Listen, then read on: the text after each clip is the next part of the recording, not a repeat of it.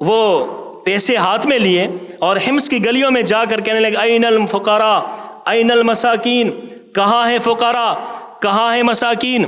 وہ سارے پیسے جو ہے یتیموں، بیواؤں، مسکینوں میں تقسیم کر دیے.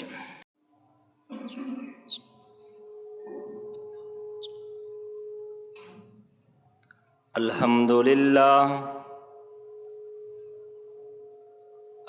للہ نحمده ونستعینه ونستغفره ونؤمن به ونتوکل علیہ ونعوذ باللہ من شرور انفسنا ومن سیئات اعمالنا من يهده الله فلا مضل له ومن يضلله فلا هادي له لا نظير له ولا وزير له ولا مثل له ولا مثال له ونشهد أن سيدنا ومولانا محمدا عبده ورسوله الذي بإشارته شق القمر وكان نبيه وبين الماء والطين أبو البشر. اما بعد فاعوذ باللہ من الشیطان الرجیم. بسم اللہ الرحمن الرحیم. یا ایہا النبی انا ارسلناک شاہدا ومبشرا ونذیرا وداعیا الی اللہ بإذنہ وسراجا منیرا. قال اللہ تبارک وتعالی فی مقام آخر وما ارسلناک الا رحمة للعالمین. قال اللہ تبارک وتعالی الم یجدک یتیما فآوی. وقال صاحب القرآن صلی اللہ تعالی علیہ وسلم انا سید ولد آدم یوم القیامت ولا فخر. وقال النبی الأمی الکریم صلی اللہ تعالی علیہ وسلم انا رحمت مہدات. سلام علی خیر الانام وسیدی حبیب اللہ العالمین محمدی بشیر نذیر ہاشمی مکرمی عطوف رؤوف من یسمى بأحمدی. ہوا روشن جہاں سارا محمد سا قمر آیا. ہوا روشن جہاں سارا محمد سا قمر آیا. ہمیشہ کو چھٹی ظلمت کی وہ نور سحر آیا. نبی آئے بہت لیکن محمد ہی ہوئے خاتم. نبی آئے بہت لیکن محمد ہی ہوئے خاتم. نبوت کے شجر پر اب بفضل رب ثمر آیا. ضمیر آدمیت میں انہی کا نور شامل ہے. ضمیر آدمیت میں انہی کا نور شامل ہے. وہ سب نبیوں کے بعد آئے ہیں فخر اولی ہو کر. قدم بوسی کی دولت مل گئی تھی چند ذروں کو. قدم بوسی کی دولت مل گئی تھی چند ذروں کو. ابھی تک وہ چمکتے ہیں ستاروں کی جبیں ہو کر۔ اللہم صلی علی محمد وعلی آل محمد کما صلیت علی ابراہیم وعلی آل ابراہیم انک حمید مجید۔ اللہم بارک علی محمد وعلی آل محمد کما بارکت علی ابراہیم وعلی آل ابراہیم انک حمید مجید۔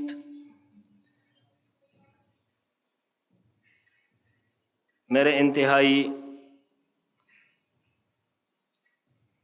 واجب احترام سامعین محترم، آج پہلی دفعہ آپ کی مسجد میں، جامعہ مسجد ابراہیم میں،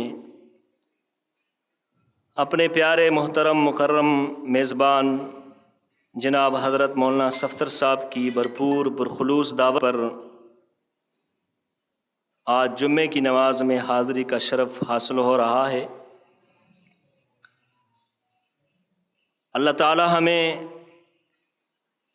قرآن مجید، فرقان حمید اور آپ صلی اللہ تعالی علیہ وسلم کی سیرت، آپ علیہ الصلاۃ والسلام سے محبت کرنے کی اللہ ہم سب کو توفیق نصیب فرمائے۔ میں نے آپ حضرات کے سامنے قرآن مجید فرقان حمید کی چند آیت کی تلاوت کی۔ ذخیرہ احادیث میں اپنے پیارے آقا محمد مصطفیٰ احمد مجتبیٰ صلی اللہ تعالی علیہ وسلم کی 2 احادیث مبارکہ کی تلاوت کی۔ میرے اور آپ کے، ہم سب کے آقا آپ صلی اللہ تعالی علیہ وسلم جانو گے، نبی کے عاشق بنو گے۔ اور ہوا بھی اس طرح ہے، جب نبی علیہ السلام ہجرت کر کے مدینہ طیبہ میں تشریف لائے، مسجد نبوی میں بیٹھے ہوئے ہیں، تو یہودیوں کے بہت بڑے عالم تاریخ میں جن کا نام ہے عبداللہ ابن سلام رضی اللہ تعالیٰ عنہ، مسلمان نہیں ہوئے تھے۔ ان کو پتہ چلا کہ آخری پیغمبر آئے ہوئے ہیں، تو انہوں نے لوگوں سے کہا بھائی اگر آخری پیغمبر آئے ہوئے ہیں تو میرے پاس بھی تورات کا علم ہے، میں بھی تورات کا عالم ہوں، میں جا کر ان سے بات کرتا ہوں، دیکھتا ہوں کہ اگر وہ مجھے سوالوں کے جواب دے دے تو میں اس کی اطاعت کر لوں گا، نہ ہوا تو میرے پاس تو علم ہے۔ اس کے ذہن میں یہ بات نہیں تھی کہ اللہ نے میرے نبی علیہ السلام کو کیا مقام عطا فرمایا تھا۔ وہ دروازے سے آئے، میرے آقا علیہ الصلاۃ والسلام مسجد نبوی میں تشریف فرما ہے، ابھی انہوں نے بات نہیں کی تھی۔ وہ اپنے تصورات لہجے میں کہتے ہیں کہ جب میری نگاہ نبی کے چہرے پہ پڑ گئی تو میرے دل نے یہ فیصلہ کر لیا کہ یہ عرفت ان وجہہ لیس بوجہ کذاب، خدا کی قسم یہ کسی جھوٹے کا چہرہ نہیں ہو سکتا۔ نبی علیہ السلام کا دیدار کرتے ہی وہ کیا ہو گیا، اس بات کا وہ گرویدہ ہو گیا، اس بات کا اس نے اقرار کر لیا کہ یہ کسی جھوٹے کا چہرہ نہیں ہو سکتا۔ اللہ نے میرے نبی کو حسن عطا فرمایا تھا، اور یہ اللہ کی ایک خاصیت ہے کہ اللہ نے جتنے انبیاء کو پیدا کیا ہے، مبعوث فرمایا ہے، ہر نبی میں اللہ نے حسن کمال درجے کا دیا تھا۔ اور پھر میرا نبی تو عالمی نبی ہے، حسن یوسف دم عیسیٰ ید بیزاداری، آنچی خوبہ ہما دارن تو تنہا داری، یا صاحب الجمال و یا سید البشر من وجهك المنیر لقد نور القمر لا يمكن الثناء كما كان حقه بعد از خدا بزرگ تو، یہ قصہ مختصر۔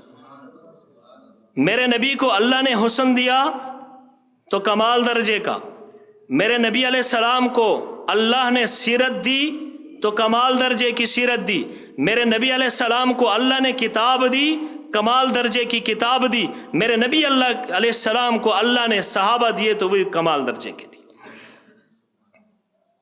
یہ میرے نبی کی نبوت کی دلیل ہے کہ اللہ نے میرے نبی کو ہر چیز کامل درجے کی عطا فرمائی، حسن میں اعلیٰ۔ سیدہ عائشہ صدیقہ فرماتی ہے نا، لنا شمسن ولیل آفاق شمسن فشمسی خیر من شمس السماء فشمس الناس تطلع بعد فجر فشمسی تطلع بعد العشاء لما میو زلیحا لو رأین جبینہ لأثرن بقطع القلب علی الید۔ فرمایا دنیا والو، ایک تمہارا سورج ہے، ایک میرا سورج ہے۔ تمہارا سورج صبح کے بعد طلوع ہوتا ہے اور میرا سورج عشاء کے بعد طلوع ہوتا ہے۔ لما میو زلیحا لو رأین جبینہ لأثرن بقطع القلب علی الید۔ آگے عائشہ رضی اللہ عنہا نے مثال دی کہ تم باتیں کرتے ہو یوسف علیہ السلام کے حسن کی، کہ یوسف علیہ السلام کے حسن کو دیکھ کر مصر کی عورتوں نے اپنی انگلیاں کاٹ ڈالی۔ فرماتی ہیں کہ عائشہ نے فرمایا کہ خدا کی قسم اگر وہی عورتیں میرے پیغمبر کی حسن کو چھوڑو، میرے نبی علیہ السلام کے رخسار کو چھوڑو، میرے نبی کی کردار کو چھوڑو، میرے نبی کی سیرت کو چھوڑو، میرے نبی کی پیشانی کو دیکھ لیتی، دل کے کلیجے کاٹ دیتی۔ یہ میرے نبی کا حسن تھا، یہ میرے نبی کا کردار تھا۔ تو میرے دوست، آئندہ جب ربیع الاول آئے تو آپ نے یہ سبق یاد کرنا ہے کہ ربیع الاول پیغمبر کی ولادت کا مہینہ بھی ہے، ربیع الاول پیغمبر کی سیرت کا مہینہ بھی ہے، اور ربیع الاول پیغمبر کی ہجرت کا مہینہ بھی ہے، اور ربیع النبی علیہ السلام کی رحلت کا مہینہ بھی ہے۔ یہ میرے نبی علیہ السلام کو اللہ نے حسن کیا دیا تھا، میرے نبی علیہ السلام کا کیا مقام تھا۔ آج تو ہم، اللہ معاف کرے، جھوٹے دعوے کرتے ہیں کہ ہم غلام ہیں، رسول کے غلام ہیں، غلامی رسول میں موت بھی قبول ہے۔ ہم صبح شام یہ نعرے لگاتے ہیں، میری بات پہ ناراض نہ ہونا، ہم مانسرا کے لوگ ہیں، ہم اپنے دل کی بات جو ہے ان لوگوں کو بتاتے ہیں، اور الحمدللہ ڈنکے کی چوٹ پہ آپ کو بتاتے ہیں۔ آپ کا تو ہمیں پتہ نہیں ہے کہ ایک انسان یہ نعرہ لگاتا ہے کہ غلام ہیں، رسول کے غلام ہیں، اور صبح اٹھ کر وہ پیارے پیغمبر علیہ السلام کی سنت کو نالی میں بہاتا ہے، تو اپنے جھوٹے میں وہ کیا ہے، اپنے دعوے میں وہ جھوٹا ہے۔ یہ کیا غلامی ہے؟ ارے یہ کیا محبت ہے؟ ہاں، اگر نبی سے محبت دیکھنی ہو تو آؤ صحابہ کے در پہ آؤ نا۔ صحابہ نے کیسے نبی سے محبت کی؟ سیدنا عثمان غنی رضی اللہ تعالی عنہ، انہوں نے نبی علیہ السلام کی دعوت کی۔ اب دعوت کی تو نبی علیہ السلام کو لینے کے لیے آئے، میزبان عثمان ہیں، مہمان پیغمبر علیہ السلام ہیں، وجہ کائنات ہے۔ تو جب نبی علیہ السلام عثمان غنی کے ساتھ جا رہے تھے تو عثمان غنی رضی اللہ تعالیٰ عنہ نبی علیہ السلام کے قدم گنتے جا رہے تھے۔ صحابہ کرام نے نبی سے پوچھا کہ یا رسول اللہ، عثمان تو آپ کے قدم کی طرف دیکھتے جا رہے ہیں، کیا وجہ ہے؟ تو جب نبی علیہ الصلوۃ والسلام نے پوچھا کہ عثمان کیا بات ہے، آپ میرے قدم کیوں گن رہے ہو، اس کو عاشق کہتے ہیں، تو عثمان رضی اللہ تعالیٰ عنہ نے فرمایا کہ یا رسول اللہ، میں آپ کے قدم اس لیے گن رہا ہوں، آج میں اتنا خوش ہوں، آج میرے مقدر اتنے عظیم ہیں کہ آج میرے گھر میں وہ عظیم مہمان آ رہا ہے۔ میں نے گھر سے آتے ہوئے نیت کی ہے کہ نبی جو قدم اٹھائے گا میں ایک ہر قدم پہ غلام آزاد کروں گا۔ یہ محبت تھی، یہ نبی سے محبت ہے، ہونی بھی چاہیے، نبی سے نسبت ہونی چاہیے، پیغمبر علیہ السلام سے محبت ہونی چاہیے۔ اللہ نے ہمیں وہ پیغمبر عطا فرمایا ہے کہ جس کا مثال ہی کوئی نہیں ہے، جس کا کوئی ثانی ہی نہیں ہے۔ یہ میرے نبی کی سیرت ہے، اور میرے نبی علیہ السلام کی سیرت تو کوئی بیان کر ہی نہیں سکتا۔ کیا عالم، کیا مفتی، کیا مفسر، پیغمبر علیہ السلام کو اللہ نے وہ رتبہ عطا کیا تھا، وہ مقام عطا کیا تھا جو اپنی شان میں خود شاندار تھے، جو اپنی شان میں خود اعلیٰ تھے، جو اپنی شان میں خود عرفہ تھے۔ میرے نبی علیہ الصلوۃ والسلام کی سیرت تو کوئی بیان ہی نہیں کر سکتا۔ اور سب سے بہترین تذکرہ میرے دوستو پیغمبر علیہ السلام کا تذکرہ ہے۔ پیغمبر علیہ السلام کے صحابہ کا تذکرہ ہے، پیغمبر علیہ السلام کی سیرت کا تذکرہ ہے، پیغمبر علیہ السلام کے کردار کا تذکرہ ہے، پیغمبر علیہ السلام کے قول و فعل اقرار کا تذکرہ ہے کہ ہمیں چاہیے کہ ہم پیغمبر علیہ السلام کی سیرت کا پرچار کریں۔ کرو گے نا انشاءاللہ؟ اور اس میں سے پیغمبر علیہ السلام کی سیرت میں سے میں سیرت کی طرف نہیں جاتا، پیغمبر علیہ السلام کی سیرت کا پرچار جو ہے وہ ختم نبوت کا دفاع ہے۔ دیکھو نا، اللہ نے ہمیں جو نبی دیا ہے نا، وہ نبی بھی اعلیٰ ہے، اور وہ پیغمبر علیہ السلام کو اللہ نے خاتم النبیین بنا کر بھیجا ہے۔ کیا بنا کر بھیجا ہے بھائی؟ خاتم النبیین صلی اللہ علیہ وسلم۔ ہمارے نبی علیہ السلام آخری نبی ہیں، اور ہمارے نبی علیہ السلام کے بعد کوئی پیغمبر آ نہیں سکتا، پیغمبر علیہ السلام کے بعد کوئی آ نہیں سکتا۔ یہ عقیدہ ہمارا ہونا چاہیے، اور یہ نسبت ہماری ہونی چاہیے کہ ہماری نسبت نبی کے ساتھ ہو۔ شاعر کہتے ہیں نا، قدم بوسی کی دولت مل گئی تھی چند ذروں کو، قدم بوسی کی دولت مل گئی تھی چند ذروں کو، ابھی تک وہ چمکتے ہیں ستاروں کی جبیں ہو کر۔ دیکھو نا، نبی علیہ السلام کے خاندان میں کتنے لوگ تھے؟ ابو جہل بھی تھا، ابو لہب بھی تھا، عتبہ بھی تھا، شیبہ بھی تھا، لیکن کسی کا نام آج روشن ہے؟ نہیں روشن۔ کوئی اپنے بچوں کا نام ابو جہل رکھنا گوارا بھی نہیں کرتا، کیونکہ نسبت نہیں ہے۔ اور ادھر حبشے کا بلال ہے، ادھر غریب سا صحابی ہے، لیکن اس کی نسبت نبی کے ساتھ ہو گئی تو وہ چلتے مدینے کی گلیوں میں تھے اور قدموں کی آہٹ جنت میں سنائی دے رہی تھی۔ یہ ہے قدم بوسی کی دولت مل گئی تھی چند ذروں کو، ابھی تک وہ چمکتے ہیں ستاروں کی جبیں ہو کر۔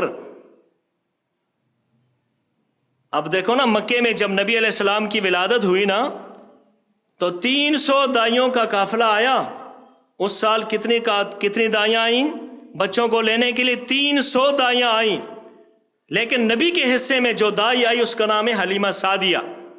تو آج وہ 300 میں سے نام کس کا روشن ہے؟ ان 300 میں سے جانتا کس کو کون ہے؟ ان 300 میں سے کس کے نام کا پرچار کیا جاتا ہے؟ کس نام کو علماء اپنی ممبروں سے لیتے ہیں؟ کس نام کو خطباء جو ہیں اپنے خطابت میں لیتے ہیں؟ اور کس نام کو لکھنے والے اپنی کتابوں میں لکھتے ہیں؟ اس کا نام ہے حلیمہ سعدیہ۔ وہ کیا وجہ تھی؟ قدم بوسی کی دولت مل گئی تھی چند ذروں کو، ابھی تک وہ چمکتے ہیں ستاروں کی جبیں ہو کر۔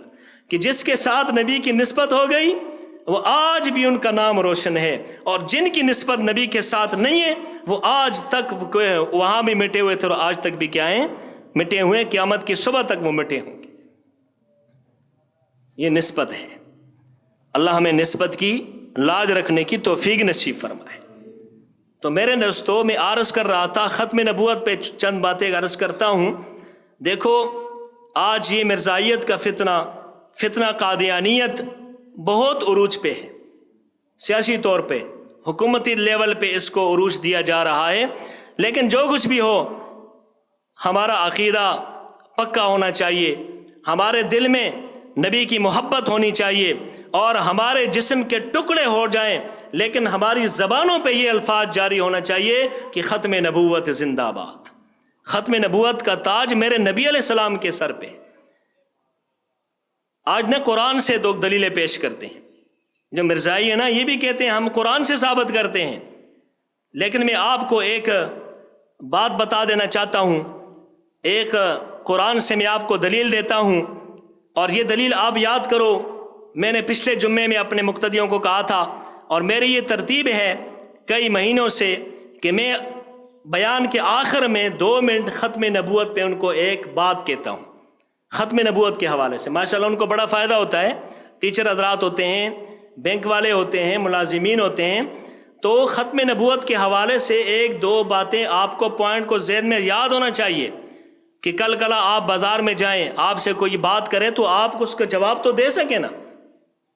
اور یہ بھی تو نبی کا دفاع ہے۔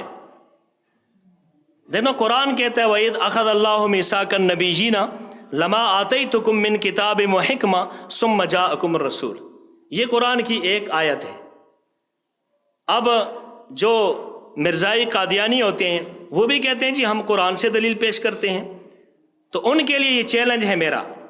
دیکھو نا قرآن کیا کہہ رہا ہے، وَإِذْ أَخَذَ اللَّهُ مِيثَاقَ النَّبِيِّينَ لَمَا آتَيْتُكُم مِّن كِتَابٍ وَحِكْمَةٍ ثُمَّ جَاءَكُمُ الرَّسُولُ، کہ اللہ تعالیٰ نے عالم ارواح میں تمام انبیاء علیہ الصلاۃ والسلام کا جلسہ کیا، تمام انبیاء علیہ الصلاۃ والسلام کو وہاں جمع کیا، حضرت آدم علیہ السلام سے لے کر محمد الرسول اللہ صلی اللہ علیہ وسلم تک سارے انبیاء وہاں جمع تھے۔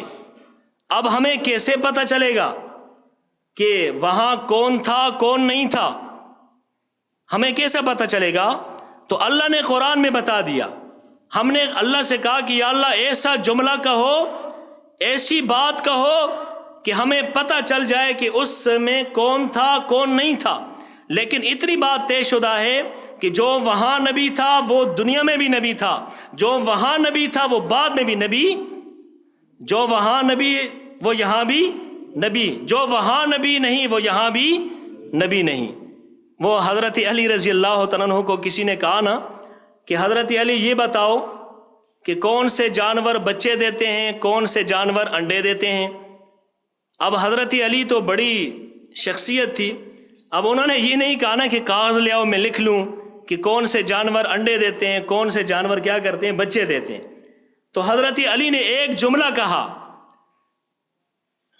کہ جس جانور کے کان باہر ہوں وہ بچے دیتا ہے، اور جس جانور کے کان اندر ہوں وہ کیا دیتا ہے، انڈے دیتا ہے۔ تو ہم بھی اللہ سے کہتے ہیں کہ یا اللہ کوئی ایسی بات بتاؤ نا، ایسا جملہ کہو کہ جو وہاں نبی اور یہاں بھی نبی، وہاں نبی نہ ہو یہاں بھی نبی نہ ہو۔ تو اللہ نے فرمایا وَإِذْ أَخَذَ اللَّهُ مِيثَاقَ النَّبِيِّينَ لَمَا آتَيْتُكُم مِّن كِتَابٍ وَحِكْمَةٍ، اللہ نے فرمایا کہ اے میرے نبیوں میرے رسولوں، تمہیں میں حکمت بھی دوں گا، تمہیں میں معجزات بھی دوں گا، تمہیں میں کتابیں بھی دوں گا، لیکن نبی علیہ السلام کے آنے سے پہلے پہلے تم نبی ہو۔ ثم جاءکم رسول، پھر جب نبی آئے گا تو پھر تمہاری نبوت نہیں ہوگی۔ پھر نبی کے آنے کے بعد کوئی یہ کہے کہ میں نبی ہوں تو وہ جھوٹا تو ہو سکتا ہے، اللہ کا نبی نہیں ہو سکتا۔ یہ قرآن سے دلیل ہے۔ اور ختم نبوت پہ دوسری دلیل، نبی علیہ السلام کے نام ہی سے ہمیں ختم نبوت کا عقیدہ ملتا ہے۔ محمد نام ہی سے ہمیں ختم نبوت کا عقیدہ ملتا ہے۔ محمد کس کو کہتے ہیں؟ محمد کا معنی کیا ہے؟ محمد کا معنی لکھا ہے الذی اجتمعت فیہ صفات المحمودۃ کلھا۔ محمد دنیا میں جتنی صفات ہیں، جتنی اچھائیاں ہیں، ان سب کے مجموعے کو جمع کیا جائے، ان کے مجموعہ جو بنے گا اس کو کہتے ہیں محمد صلی اللہ علیہ وسلم۔ اور حضرت عبد المطلب جب نبی علیہ السلام پیدا ہوئے تو جناب عبد المطلب نے نام رکھا نبی کا محمد۔ تو لوگوں نے پوچھا کہ عبد المطلب آپ نے عجیب و غریب نام رکھا، آپ کے آباء و اجداد میں، آپ کے خاندان میں، آپ کے قبیلے میں، آپ کے کنبے میں محمد نام، اس طرح نام تو کسی نے نہیں رکھا۔ تو جناب عبد المطلب نے کہا کہ میں نے اپنے پوتے کا نام محمد اس لیے رکھا ہے، محمد کا معنی ہے تعریف کرنے، تعریف والا، میں نے اس لیے نام رکھا ہے کہ آسمان والے بھی اس کی تعریف کریں، زمینوں والے بھی اس کی تعریف کریں۔ تو محمد کا معنی کیا ہے؟ تعریف کرنے والا۔ اب آؤ ختم نبوت کی طرف کہ محمد کے نام سے ختم نبوت کی دلیل کیا ہے؟ تعریف۔ محمد کا معنی کیا ہے؟ تعریف۔ نبی علیہ السلام کے دو نام ہیں، نام تو بہت زیادہ ہیں، آسمان پہ نام ہے احمد اور زمینوں پہ نام ہے محمد۔ محمد کا معنی ہے تعریف کرنے والا یا تعریف شدہ۔ اب تعریف بتاؤ نا، تعریف کسی کی بعد میں ہوتی ہے پہلے ہوتی ہے؟ بھئی آپ کو کہ کھانا پکا کر دے تو آپ کھانے کے بعد تعریف کریں گے نا کہ بہت اچھا کھانا پکایا ہے، تو تعریف کیا ہوتی ہے بھئی؟ بعد میں کی جاتی ہے نا۔ ایک چیز کی انتہا ہوتی ہے اور ایک چیز کی ابتدا ہوتی ہے، تو تعریف انتہا پہ ہوتی ہے۔ تعریف کہاں ہوتی ہے؟ انتہا پہ ہوتی ہے، آخر میں ہوتی ہے۔ محمد کا معنی ہے تعریف کرنے والا، اور تعریف ہوتی ہے آخر میں۔ دیکھو نا، آپ رات کو سوتے ہیں تو سوتے ہوئے کیا دعا پڑھتے ہیں؟ اللہم بسمک اموت و احیا۔ اور جب اٹھتے ہیں تو کیا دعا پڑھتے ہیں؟ الحمدللہ الذی احیانا بعد ما اماتنا و الیہ۔ دیکھو نا، الحمد پڑھتے ہیں نا، سوتے ہوئے تو الحمد نہیں پڑھتے جاتے ہیں، جب سو کر اٹھتے ہیں تو کیا پڑھتے ہیں؟ الحمد پڑھتے ہیں، حمد کرتے ہیں۔ اور جب آپ کھانا کھاتے ہیں تو کیا کرتے ہیں؟ بسم اللہ وعلی برکت اللہ۔ اور کھانا کھانے کے بعد کیا کہتے ہیں؟ الحمدللہ الذی اطعمنا وسقانا وجعلنا من مسلمین۔ دیکھو نا، تو کھانے کے بعد بھی تعریف، سونے کے بعد بھی تعریف، تو تعریف بعد میں ہوتی ہے۔ محمد کا معنی ہے تعریف، اور تعریف بعد میں کی جاتی ہے۔ اس سے معلوم ہوا محمد صلی اللہ علیہ وسلم بعد میں اور آخری نبی۔ ہمارے نبی کیا ہیں؟ آخری نبی۔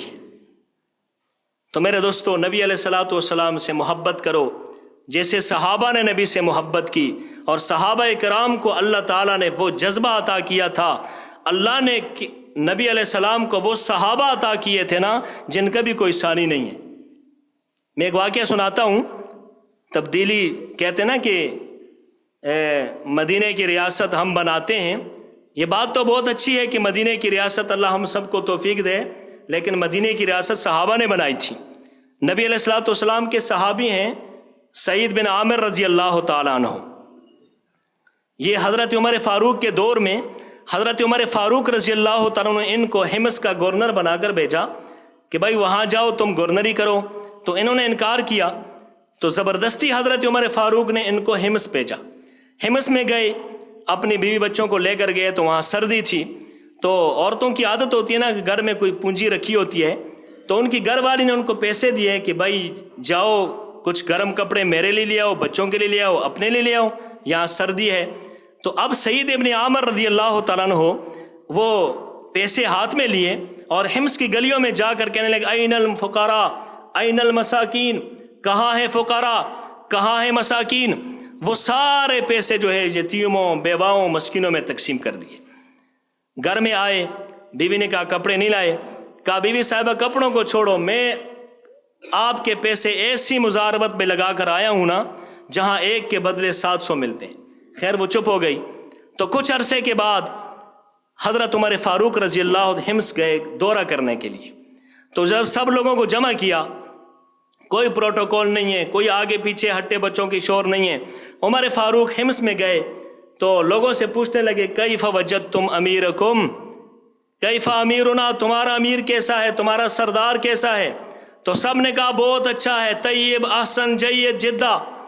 ایک کونے میں ایک بوڑھا کھڑا ہوا، اس نے کہا کہ امیر المؤمنین، ہمارا امیر تو اچھا ہے، ہمارا سردار تو اچھا ہے، لیکن اس میں 4 خوبیاں ہیں، ان کے اندر 4 خامیاں ہیں، 4 عیب ہیں، 4 نقص ہیں۔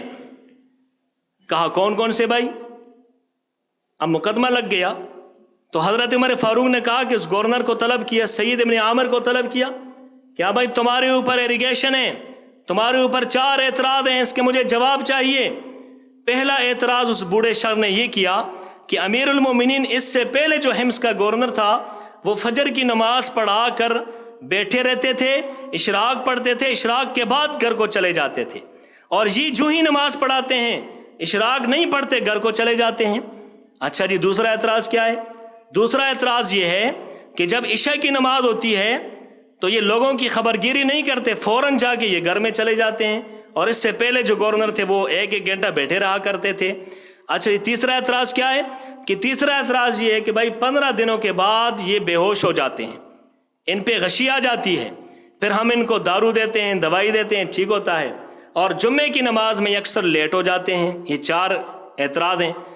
تو مختصراً یہ کہ عمر فاروق رضی اللہ عنہ ان کو طلب کیا، کہا کہ ہاں بھائی گورنر مجھے جواب چاہیے، اس کو مدینہ کی ریاست کہا جاتا ہے۔ تو عمر فاروق رضی اللہ عنہ نے کہا کہ بھائی تمہارے اوپر 4 اعتراض ہیں، اس کا کیا جواب ہے؟ تو سعید ابن عامر رضی اللہ عنہ نے کہا کہ بھائی پہلا اعتراض، پہلے تو انہوں نے کہا کہ عمر امیر المؤمنین چھوڑیے، یہ میرے اور اللہ کے درمیان ایک راز ہے، آپ نہ چھیڑیے، مجھ سے نہ پوچھیے، یہ میرے اور اللہ کے درمیان راز ہے۔ عمر فاروق تو جری آدمی تھے، جذبے والے تھے، نہ کہا نہیں بتاؤ تمہارے اوپر اعتراض ہیں، عوام تمہارے اوپر اعتراض کر رہی ہے۔ اچھا جی مجبور ہوئے تو پہلا جواب انہوں نے یہ دیا کہ حضرت میں فجر کی نماز پڑھ کے اس لیے چلا جاتا ہوں کہ میری بیوی بیمار ہے، وہ کام کاج نہیں کر سکتی، تو لہٰذا میں نماز پڑھ کے فوراً چلا جاتا ہوں، ناشتہ بناتا ہوں، بچوں کو ناشتہ کراتا ہوں، بیوی کو کراتا ہوں، اور گھر کی صفائی کر کے میں قصر عمارت میں جاتا ہوں۔ کہا یہ تو ٹھیک بات ہے۔ کہا جی دوسرا اعتراض، دوسری بات یہ ہے کہ میں عشاء کے بعد فوراً سو جاتا ہوں، اس لیے کہ میرا ساری زندگی جو گناہوں میں گزری تھی، جہالت میں گزری تھی، میں رات کو آخری حصے میں اٹھ کر اللہ کے سامنے گڑ گڑاتا ہوں، اپنے گناہوں کی معافی مانگتا ہوں۔ عمر فاروق نے فرمایا کہ یہ بھی بات بھی ٹھیک ہے۔ کہا تیسرا بات یہ ہے کہ میں بے ہوش اس لیے ہو جاتا ہوں کہ جب میں مسلمان نہیں تھا، ہماری بستی میں آپ کے ایک صحابی کو بڑی بے دردی سے شہید کیا تھا، غالباً حبیب رضی اللہ عنہ کو ہماری آنکھوں کے سامنے اس کے ہاتھ کاٹے، اس کے بازو کاٹے، اس کا جسم کے ٹکڑے ٹکڑے کیے، اور جب میں وہ منظر اپنے آنکھوں میں لاتا ہوں تو میں بے ہوش ہو جاتا ہوں۔ کہا یہ بھی بات ٹھیک ہے۔ اور کہا جی میں جمعے کو اس لیے لیٹ آتا ہوں کہ امیر المؤمنین آپ کو پتہ ہے ہمس میں سردی بہت زیادہ ہے، اور اس ایک جوڑے کے علاوہ میرے پاس اور کوئی کپڑے نہیں ہوتے، ظاہر ہفتے کے بعد میں اس کو دھوتا ہوں اور میں دور جاتا ہوں، ندی میں اپنے کپڑے اتارتا ہوں، خود پردے میں چھپ جاتا ہوں، کسی درخت کی اوٹ میں، کسی پہاڑ کی اوٹ میں، کسی پتھر کی اوٹ میں بیٹھ جاتا ہوں اور میرے کپڑے دھوتا ہوں، ظاہر کپڑے خشک ہوتے مجھے دیر ہو جاتی ہے۔ تو میرے دوستو صحابہ کرام، اس کو ریاست مدینہ کہا جاتا ہے۔ صحابہ کرام نے کیسے نبی علیہ الصلوۃ والسلام کے دین کو کہاں سے کہاں پہنچایا اور ختم نبوت کا کیسا دفاع کیا۔ ہم ہی ایک تیرے مارکا آراؤں میں ہے، ہم ہی ایک تیرے مارکا آراؤں میں، خشکیوں میں لڑتے کبھی دریاؤں میں، دی آزانے کبھی یورپ کے کلیساؤں میں اور کبھی افریقہ کے تپتے ہوئے صحراؤں میں۔ شان آنکھوں میں جچتی نہ تھی جہانداروں کی، کلمہ پڑھتے تھے ہم چھاؤں میں تلواروں کی۔ محفل کونوں مقامے سحر و شام پھرے، محفل کونوں مقامے سحر و شام پھرے، میں توحید کو لے کر صفت جام پھرے، دشت میں کوہ میں لے کر تیرا نام پھرے۔ اے اللہ تجھ کو معلوم ہے کبھی ناکام پھرے، دشت و دشت رہے دریا بھی نہ چھوڑے ہم نے، بحر ظلمات میں دوڑا دیے گھوڑے ہم نے۔ صحابہ نے اس طرح دفاع کیا ہے، صحابہ نے نبی کا دفاع اس طرح کیا ہے، صحابہ نے نبی کی سیرت کا دفاع اس طرح کیا ہے، صحابہ نے نبی کے کردار کو اس طرح اپنایا ہے، اور صحابہ کرام نے اپنے اور پتے کھا کر، صحابہ کرام نے بھوکے رہ کر، ایک 24 گھنٹے کے بعد کھجور کا ایک ٹکڑا کھا کر ایک صبر تو کیا ہے، لیکن نبی علیہ السلام کی عظمت پہ آنچ آنے نہیں تھی۔ تو اس لیے نبی کا دفاع کرو گے نا، ختم نبوت کا عقیدہ اپناؤ میرے دوستو۔ ختم نبوت یہ بڑا عظیم عقیدہ ہے۔ ہمارے ٹکڑے ہو جائیں، ہمارے بچے شہید ہو جائیں، ہماری بستیاں ٹوٹ جائیں، گر جائیں، لیکن نبی علیہ السلام کی آنچ پہ ہم آنچ آنے نہ دیں۔ نبی علیہ السلام کے دامن کے ساتھ ہماری نسبت ہو جائے گی۔ دیکھو نا، قدم بوسی کی دولت مل گئی تھی چند ذروں کو، ابھی تک وہ چمکتے ہیں ستاروں کی جبیں ہو کر۔ ہماری نسبت نبی کے ساتھ ہوگی تو ہمارا نام روشن ہوگا۔ وآخر دعوانا ان الحمد للہ رب العالمین۔